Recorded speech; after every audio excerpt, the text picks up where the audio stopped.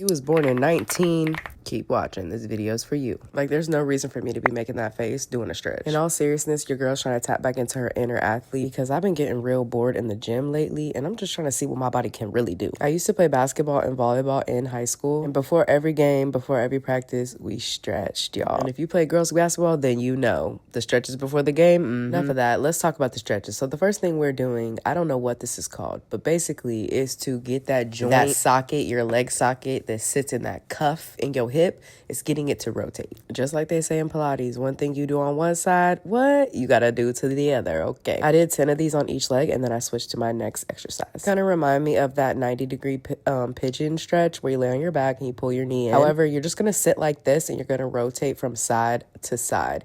And then you're going to switch to your right leg. So if you start with your left, you're going to switch to your right. I like to do the previous exercise that I just showed first before I do this one because it's a similar movement. But your hips and your joints are somewhat warmed up. This one, I just did 10 to each side, and then I switched exercises. This next one reminds me of a fire hydrant, but standing up on your knee. Standing up on your knee. Okay, you know what I meant, kneeling. But yes, your goal is to basically try to create, I would say, like half a circle with your hip. Did I say mine was creating that? No, I said we're gonna try.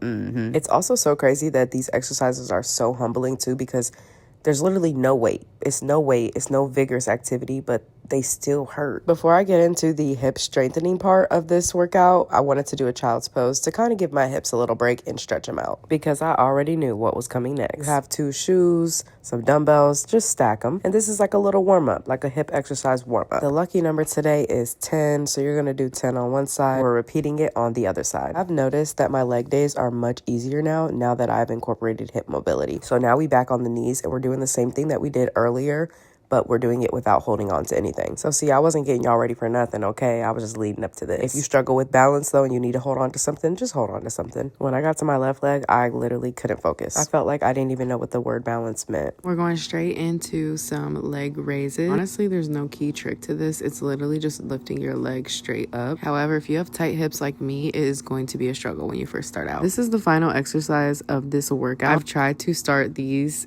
without doing the previous exercise and they just don't work. My hips are too tight. If there's anything that you take away from this is that you should be stretching your hips, stretch those hips, and also strengthen your hips because if you do lift a lot of weight, they will help you not only be more flexible, but also so you prevent injuries. But yeah, let me know if you enjoyed this video and let me know if you try it. Bye.